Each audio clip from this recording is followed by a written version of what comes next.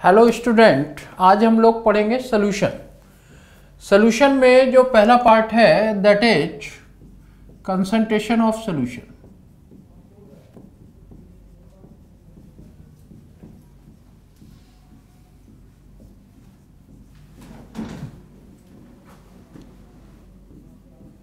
Concentration of solution.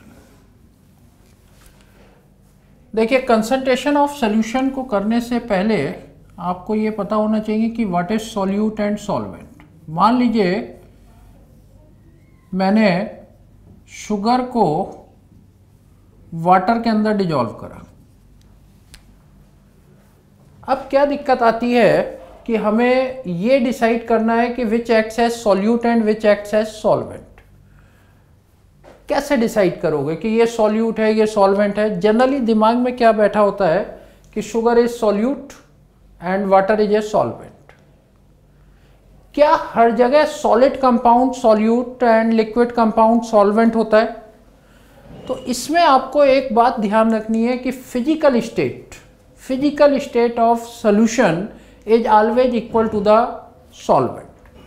और actual में यहाँ पर सही है कि sugar is solute and water is a solvent, क्योंकि जब हम शुगर को वाटर के अंदर डिजॉल्व करेंगे तो सोल्यूशन जो बनेगा वो लिक्विड बनेगा, और सॉल्वेंट की फिजिकल स्टेट भी लिक्विड होनी चाहिए।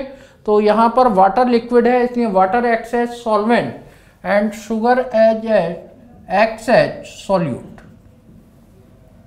Water is a solvent and sugar is solute.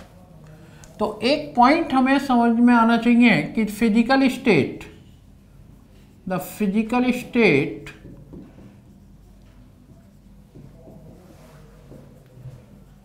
of solvent is always same as the physical state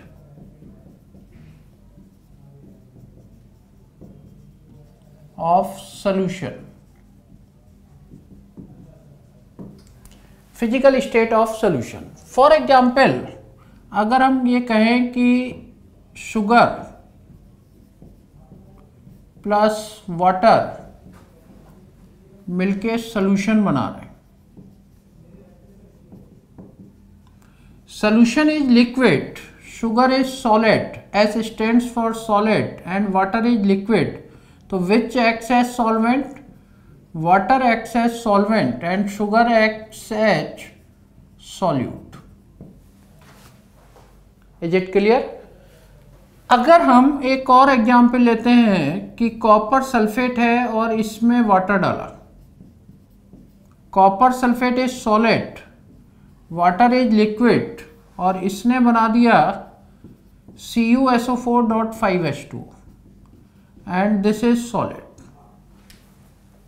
अब इस केस में उल्टा हो गया, यहां पर सॉलिड एक्ट्स एज सॉल्वेंट, क्योंकि physical state of solution is same as the physical state of solvent. इस केस में copper sulphate acts as solvent and it acts as solute.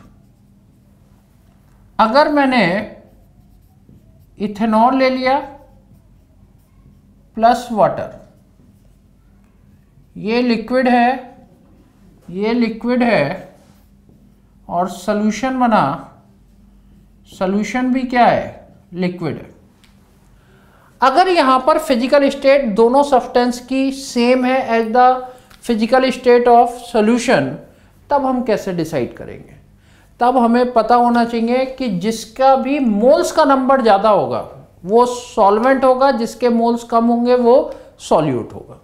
ये केवल उस केस में है जब दोनों की फिजिकल स्टेट क्या आ गई? सेम आ गई। तो यहां पर in the third case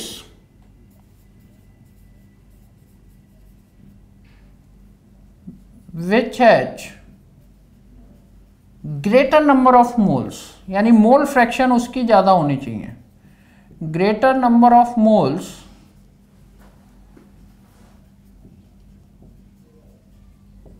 act as solvent।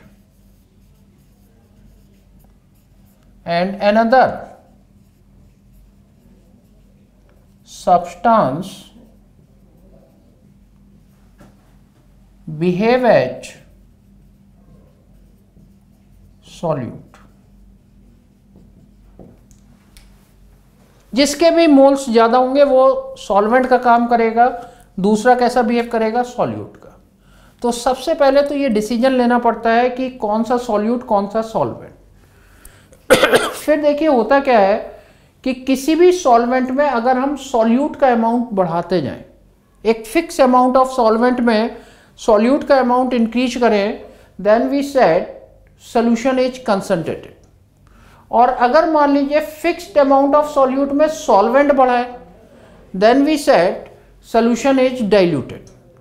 तो अब क्वेश्चन ये उठता है कि कितना डाइल्यूट हो गया, कितना कंसंट्रेट हो गया, इसको एक्सप्रेस करना है। और इसको एक्सप्रेस करने के हमारे पास बहुत सारे तरीके हैं, जिसमें आप लोग पढ़ते हैं molarity, molality, mole fraction, percent concentration. ये सारे वेज हमें पढ़ने डिटेल में और सबके इंटर कन्वर्जन देखने हैं कि इसको हम कन्वर्ट कैसे करते हैं। तो देखिए कंसंट्रेशन ऑफ सॉल्यूशन को एक्सप्रेस करने के हमारे पास तरीके, वो सारे तरीके हमें स्टडी करने हैं।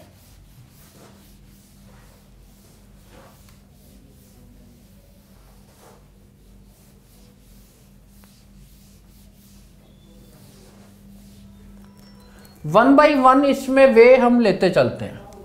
फर्स्ट वे है हमारा molarity. Molarity is capital M। Number of moles, number of moles of solute dissolved in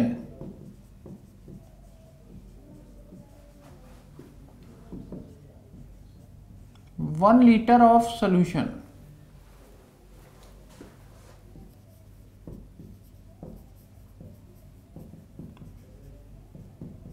is equal to the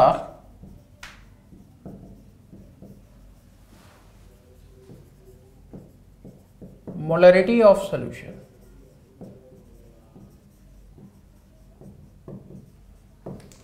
molarity of solution.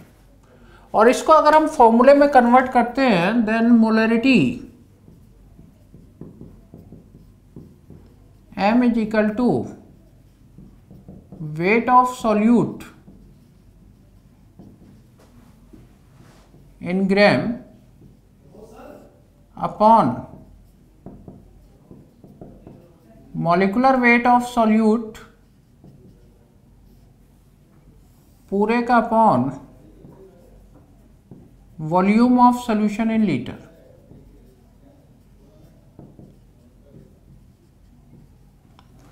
Volume of solution in litre.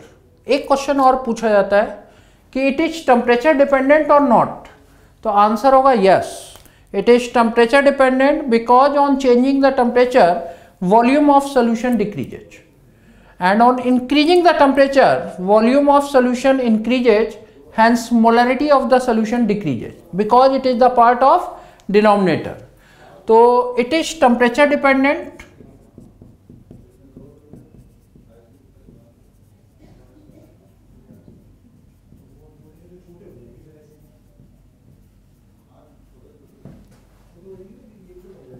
on increasing the temperature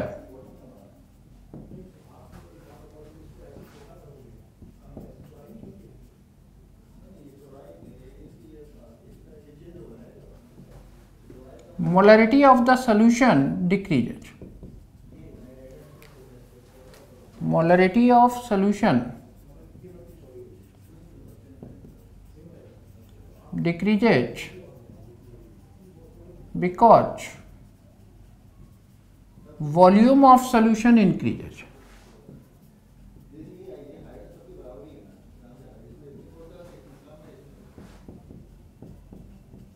volume of solution increases. अभी इसके question सब हम एक साथ करेंगे। Second तरीका है हमारे पास, second is the molarity. Molality is small m,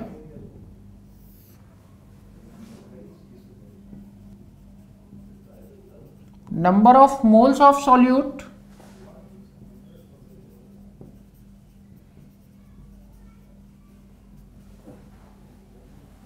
dissolved in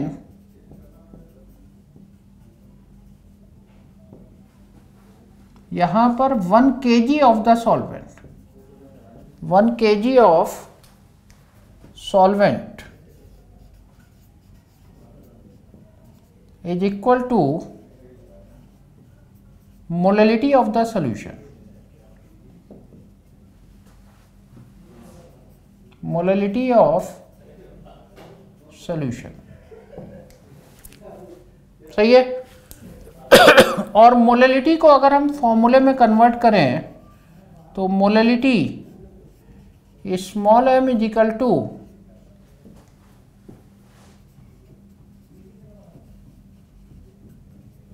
weight of solute in gram upon molecular weight of solute पूरे का upon weight of solvent in kg। फिर क्वेश्चन ये है कि इट इज टेम्परेचर डिपेंडेंट और not, तो answer होगा no, क्योंकि weight is not affected by change of temperature. तो इट इज टेम्परेचर इंडिपेंडेंट, ये ध्यान रखिए, इट इज टेम्परेचर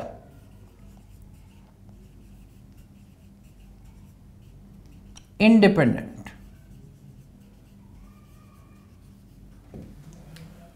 देखिए दोनों फॉर्मूले में आपको बहुत ध्यान से सारी वैल्यूज को पुट करना है। कहीं पर सोल्यूशन है तो सोल्यूशन ही पुट करना है, वॉल्यूम है तो वॉल्यूम ही पुट करना है, वेट है तो वेट ही पुट करना है, सॉल्वेंट है तो सॉल्वेंट ही पुट करना है। यही आप लोग मिस्टेक करते हैं कि सोल्यूशन, सॉल्वेंट, वॉल्यूम, वेट इन सब का ध्यान ही नहीं रखते। सोल्यूशन ही रख दिया सॉल्वेंट की जगह पर, वेट की जगह पर वॉल्यूम ही रख दिया, तो वो सारी कैलकुलेशन हमारी गलत हो जाती है। तो प्रॉपर वे में एक्चुअल में पुट करना होता है, तभी आपका आंसर सही आएगा, अदरवाइज गलत हो जाता है। अगला वे है, बहुत इंपॉर्टेंट है, percent concentration.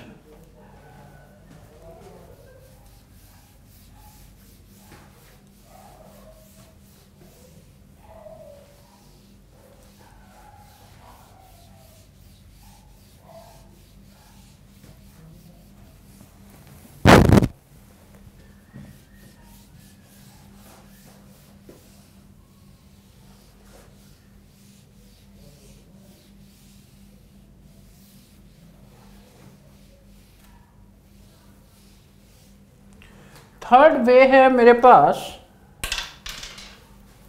Third is the percent concentration. Percent concentration बहुत इंपॉर्टेंट वे है और इसमें दो टाइप होती हैं। कहीं पर हम लिख देते हैं x% by mass. By mass का मतलब होता है W/W, x% बाई मास। देखो इसका मतलब क्या है, पहले तो ये समझ में आना चाहिए। इसका मतलब है 100 ग्राम सॉल्यूशन कंटेन्स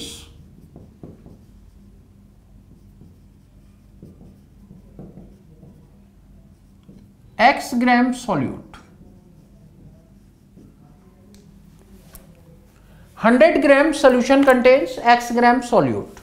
एक फॉर्मूला और ध्यान रखो, वॉल्यूम इज इक्वल टू होता है मास अपॉन डेंसिटी। इसका आपको यूज करना पड़ सकता है कन्वर्ट करने के लिए, मास और वॉल्यूम को कन्वर्ट करने के लिए डेंसिटी का यूज करना पड़ सकता है।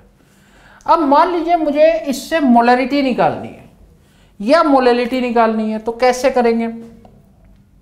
अब जरा ध्यान से देखो, मान लेते हैं m' is the molecular mass of the solute. m' is the molecular mass of the solute. ध्यान से देखना, मान लीजिए मुझे मोलैरिटी कैलकुलेट करनी है। मोलैरिटी कैलकुलेट करने के लिए मोल्स रखने हैं हमें, x/m', weight of solute in gram. Gram, litre, इन सब का बहुत ध्यान रखना है। x/m' is the moles, m dash is the molecular mass, upon रखना है volume of solution in litre, लेकिन ये 100 ग्राम है। इसे मुझे कन्वर्ट करना पड़ेगा पहले ml में और फिर लीटर में। तो आप देखिए इस ग्राम को मैं इस फॉर्मूले में रख देता हूं 100/d, तो ये ml बन जाएगा। फर्दर डिवाइड करेंगे 1000 से तो ये लीटर बन जाएगा। तो इसको मैं लिखूंगा 100/d फर्दर डिवाइडेड बाई 1000, ये आपका क्या बन गई, मोलरिटी बन गई। इज इट क्लियर कि x upon m dash is the moles, और इसको मैंने ml में कन्वर्ट करा 100/d और फर्दर डिवाइड कर दिया 1000 से, तो ये क्या बन गया, लीटर बन गया। अब आते हैं हम मोलैलिटी में। मोलैलिटी इज इक्वल टू क्या होगा, ऊपर का पार्ट तो सेम रहेगा, नीचे मुझे रखना है mass of solvent in KG. अच्छा, केमिस्ट्री में एक बात का ध्यान रखो कि मास बोल दूं, वेट बोल दूं, both are the same thing, कोई डिफरेंस नहीं होता है। अब मुझे रखना है mass of solvent in KG, तो यहां पर 100 ग्राम है और ये x ग्राम है। मैंने इसमें से इसको क्या कर दिया, माइनस कर दिया, तो मुझे सॉल्वेंट आ गया ग्राम में, और केजी बनाना है तो कितने से डिवाइड कर दूंगा, 1000 से। तो ये मेरे पास आ जाएगा 100 minus x divided by 1000, 100 minus x divided by 1000। तो ये हो गया 100 minus x divided by 1000। Proper way में आपको इसे कन्वर्ट करना है। तो यहां पर एक बात का ध्यान रखना है, ये ग्राम था, ये भी ग्राम था, तो मैं माइनस भी कर पा रहा हूं। 1 ml होता, 1 ग्राम होता तो मैं माइनस नहीं कर सकता था। फिर मुझे क्या करना होता, ml को पहले ग्राम बनाता और फिर उसके बाद माइनस करता। तो प्रॉपरली जब तक आप पुट नहीं करेंगे तब तक आपके आंसर सही नहीं आएंगे। ये कन्वर्जन हो गया, x% बाई मास गिवन है तो उसे मैंने कन्वर्ट कर दिया। अब मैं देखो इसी पे सेम चीज पर एक क्वेश्चन बना रहा हूं, एक क्वेश्चन दे रहा हूं।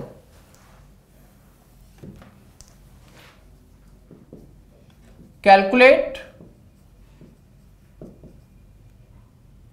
मोलैरिटी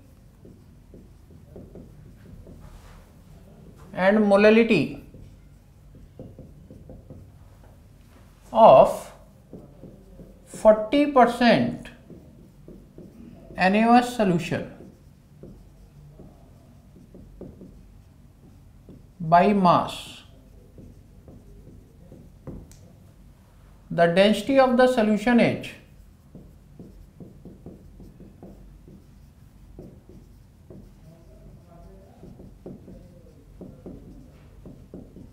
1.2 ग्राम पर ml, 1.2 ग्राम पर ml। अब देखिए इसे मुझे सॉल्व करना है।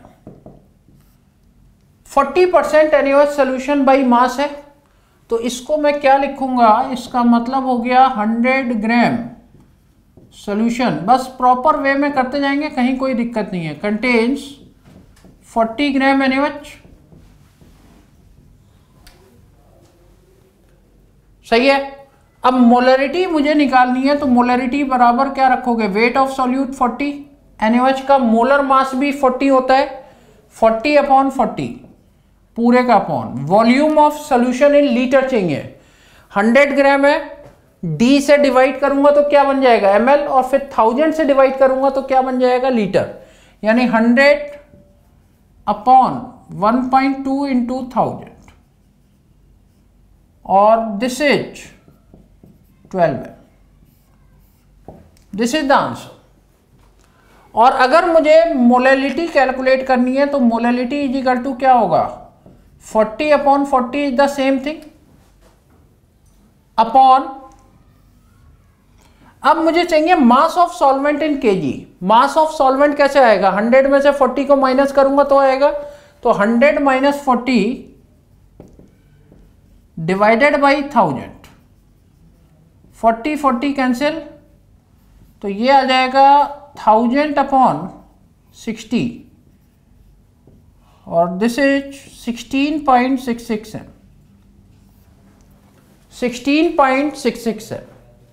तो ये molarity and molality by mass. एक थंब रूल और ध्यान रखो, वो थंब रूल क्या है कि अगर मान लो आगे कुछ नहीं लिखा है परसेंटेज के आगे, और इसको नोट भी कर लेना, परसेंटेज के आगे कुछ नहीं लिखा है, जैसे मैंने यहाँ ब्रैकेट में बाई मास लिख दिया, नहीं लिखा हुआ है, तो आप बाई मास कंसीडर करके चलेंगे। आप बाई मास कंसीडर करके चलेंगे अगर कुछ नहीं लिखा है। लिखा है तो कोई बात ही नहीं है। दो ही चीजें लिखी हो सकती हैं, बाई मास या by strength, mass upon volume वाला।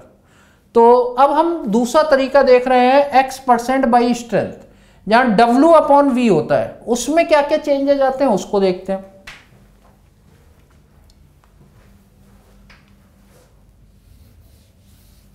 परसेंट कंसंट्रेशन का दूसरा part,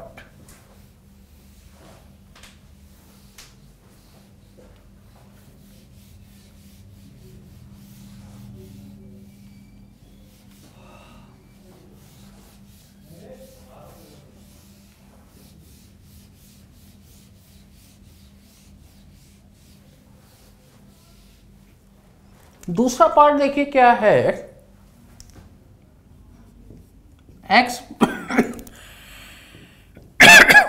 x% by strength, W upon V, mass upon volume. जैसे ही मैंने ये W अपॉन V लिया, सारी कैलकुलेशन फिर से चेंज हो जानी है। इसका मतलब समझ में आना चाहिए कि इसका मतलब क्या होता है।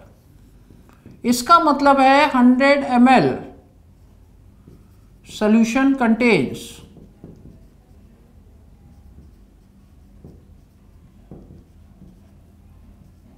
x ग्राम सॉल्यूट। अब इसमें मुझे मोलरिटी कैलकुलेट करनी है एंड मोलरिटी कैलकुलेट करनी है। मोलरिटी इज इक्वल टू क्या होगा, wait of solute in gram, x और मॉलिक्यूलर मास मैंने माना था m डैश, अपॉन, इसको मुझे कन्वर्ट ही नहीं करना क्योंकि ये ऑलरेडी किस में गिवन है, ml में गिवन है।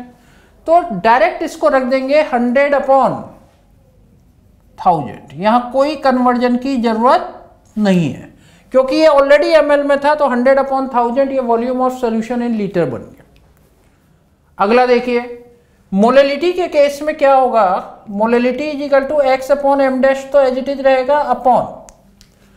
अब मैंने आपको बताया था ये ml है और ये ग्राम है, मैं इसको माइनस नहीं कर सकता क्योंकि मुझे मास ऑफ सॉल्वेंट इन kg चाहिए, ये मैं माइनस नहीं कर सकता। तो पहला काम मुझे क्या करना होगा, इसे ग्राम में बदलना होगा, और ग्राम में मास इज इक्वल टू होता है वॉल्यूम इंटू डेंसिटी, यानी 100 को किससे मल्टीप्लाई करिए, d से, और उससे मल्टीप्लाई करके फिर x को माइनस करिए, तो 100d minus x divided by 1000।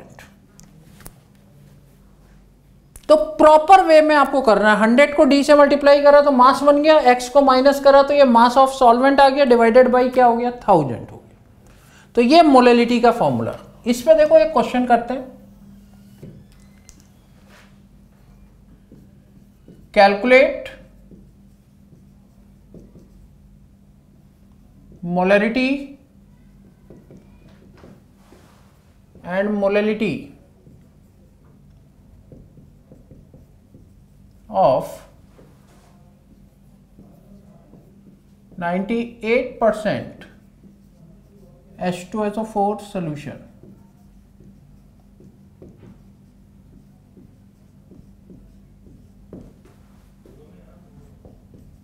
The density of the solution H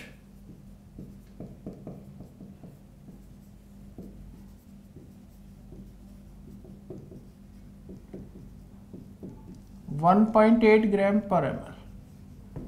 ये डेंसिटी गिवन है 98% H2SO4। इसके के ब्रैकेट में लिखना बहुत जरूरी है, W अपॉन V। इसको अगर कुछ नहीं लिखा है तो हम क्या कंसीडर करते हैं, बाई मास। तो ये लिखा हुआ होना बहुत जरूरी है, मास अपॉन वॉल्यूम लिखा हुआ होना जरूरी है। अब देखिए इसका मतलब क्या है, इसका मतलब है कि 100 ml solution contains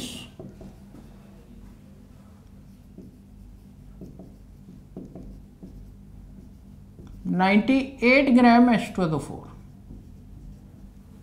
98 ग्राम H2SO4, और मोलरिटी कैलकुलेट करनी है। तो molarity is equal to weight of solute in gram 98 upon क्या करोगे 98 इसको मुझे चेंज नहीं करना, तो ये आ जाएगा 100/1000। 98 cancel and it becomes 10m। This is the answer. ये हो गया कैलकुलेट। लेकिन अगर मुझे मोलैलिटी कैलकुलेट करनी है तो मोलैलिटी के लिए देखो 98/98 तो सही है, इसके बाद आपको सोल्यूशन को किस में कन्वर्ट करना पड़ेगा, मास में। 100 को किससे मल्टीप्लाई करना है, डेंसिटी से, 1.8 से। तो 100 इंटू 1.8 करोगे -98, this is the mass of solvent, upon क्या आ जाएगा 1000। ये और ये कैंसिल, और 1000 अपॉन 180 माइनस 98 दैट इज 82, और ये अप्रोक्स आपका 12.1 m आ जाता है। ये अप्रोक्स आपका 12.1 m आ जाता है। तो एक्चुअल में क्या है ना कि प्रॉपर वे में करना है और कुछ नहीं है। क्वेश्चंस बहुत आसान है, कोई डिफिकल्ट क्वेश्चन नहीं है, लेकिन आपको प्रॉपरली कन्वर्ट करके करना है। सॉल्वेंट है तो सॉल्वेंट रखो, सॉल्यूट है तो सॉल्यूट रखो, वेट है तो वेट रखो, वॉल्यूम है तो वॉल्यूम रखो। ये सारी चीजें प्रॉपरली आपको पुट करनी है और कुछ नहीं। चौथा तरीका हमारे पास है, that is the mole fraction. Fourth way is mole fraction.